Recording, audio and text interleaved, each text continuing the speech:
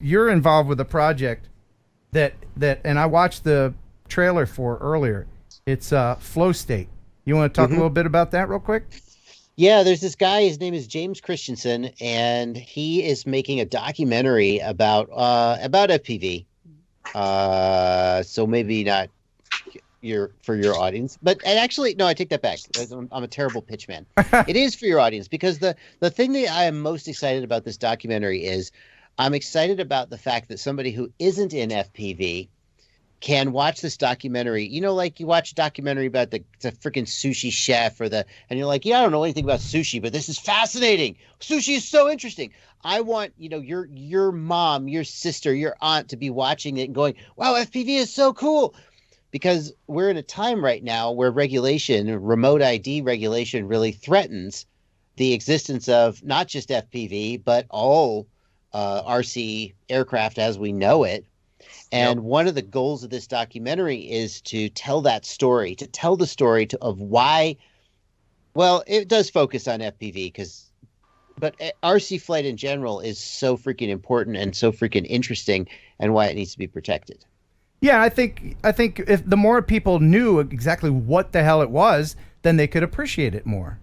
And that is the goal of this, isn't it? Is it not? Well, there's a moment that sucked everyone who's in FPV, that sucked you into FPV. That moment where you saw some footage of a guy diving a building or flying over a mountain or doing a power loop or whatever it was. That moment, that video where you were just like, oh, I got to do this. This is amazing. And I think that one of the cool things about the film is that it hopefully, if the film gets out there, it will give that moment to a whole lot more people.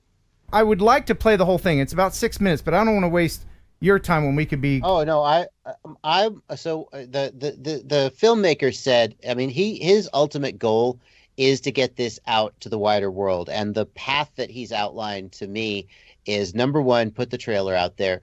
Number two, I guess, get it into a festival or festivals, right, and get some attention, and then eventually get it maybe hopefully on Netflix or Amazon Prime or something like that. So the more people who watch this freaking trailer, when it starts going to festivals or when it starts getting shopped around, if this trailer has hundreds of thousands of views, that's going to be amazing. So I would love to show the trailer. For the most part, people don't understand drones. So when they do, they're comfortable with it. When they don't, they want to see it burn.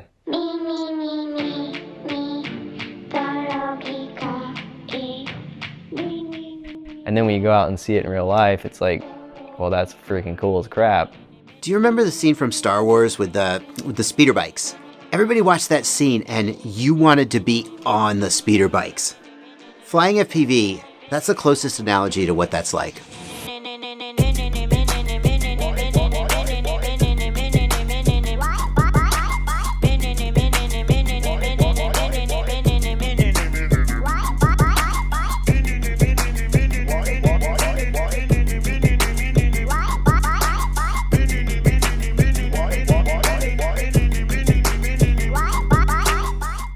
Go 100 miles an hour with a cinema camera. So you're basically flying a little Lamborghini. It is all manual. When we fly these things, every movement that you see is input or not input from the pilot.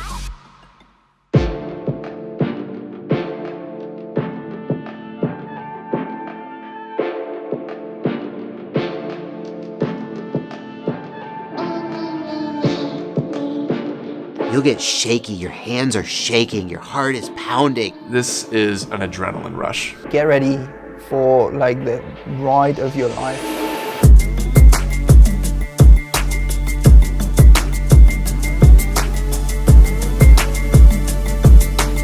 There's no other feeling like it. There's no other way to get that rush that you get when you're flying FPV.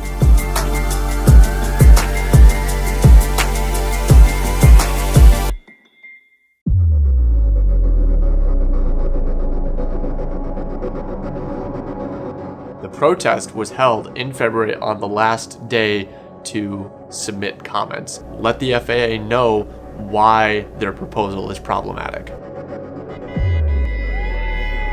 That was a cold day there. We do need things like remote ID and registration, but we need to do it in a way that is reasonable and fair to the community and to the technology.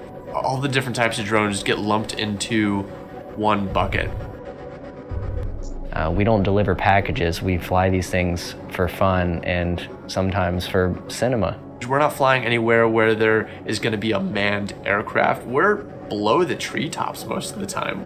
Because I think they read a proposal that doesn't take into account their concerns and is not realistic for the kinds of technology they use. And we'll go back to Washington as many times as it takes to make sure that the world actually knows that, first off, we exist and that what we do is worth saving. I see the need for regulation to make sure people stay safe, but over-regulation is going to stifle any amount of innovation. Other countries are going to take off and run with this technology, and American innovation is going to die. The entire drone industry grew out of hobbyists. There was a whole group of FPV moms with their 13-year-old kids that were into this hobby. From all over the country, coming here to save their access to hobby flight. It may not end today. This may just be the beginning. We're going to protect our access to the sky, and we're going to do it together as one community.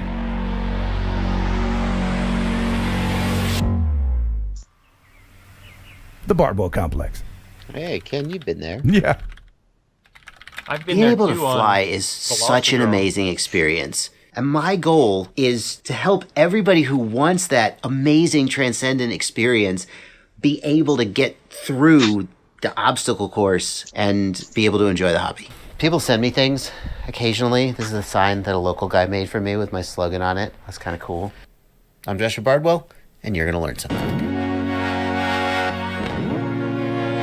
We got a lot of videos. Look at all those parts videos that are going to go into this build. We're going to start with the frame.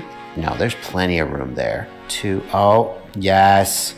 You got to solve problems like this, and you just got to love it. So I build these drones on a regular basis and have been for the last 6 years. I've worked with government agencies and people in general that are trying to learn about drones, that are trying to understand more about what this technology is capable of. These two drones are the drones that I fly every day, all day. Like, I use this drone for cinema work and I fly this drone freestyle. With these kinds of drones, most of them are custom built. It's extremely lightweight and also extremely durable. FPV drones is just like, it just fosters innovation and creativity. In a bind, you can I'll just throw these ducks on and do all the stuff the Squirt can in terms of being safe around people. This is like my first foray into carrying things like a Blackmagic Pocket or a Komodo. The design is all driven by the needs of the pilots. You got one of those. There's just so much science you can learn through building a drone. We make the best pilots. We make the best innovators. You can't make this illegal without holding back the United States as a source of innovation. Awesome. Awesome. Yeah. So where can we see when's it going to come out? When's the movie going to come out? Well, right now the trailer, that's the teaser trailer, it is available. You can watch that as many times as you want, and I hope you do. The film is still shooting. Actually, I just went to Atlanta 2 weekends ago, I think, to do the James wanted to get some footage of just some guys doing a fly day, just some freestyle fly day. So we all went to a location and flew. I think he's almost got all the interviews done. I think he's got like one or two major sort of shots that he needs to get before he finishes the edit. And I think he's targeting festival season in the spring. So there you go. There's a link to the Flowstate documentary trailer in the description. Watch it over and over again and support FPV and our hobby, and hopefully... Well, it's all the same fight, though. Even if you don't support FPV, remote ID threatens all of us, whether you fly a balsa glider at an AMA field, whether you fly a DJI, or whether you fly FPV, it threatens us all. So anything that can help fight it. Absolutely. All right, man. Thank you, Joshua Bardwell. Thank you, guys. And you get excited over this stuff. And I have in my soundboard a clip of how excited you get. I know you've heard this before.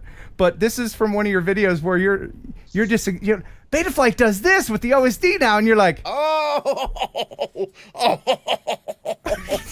I should make it my ringtone, like, oh my God. so we thank Yeah, you. we all have to get excited about something, I guess. Yeah.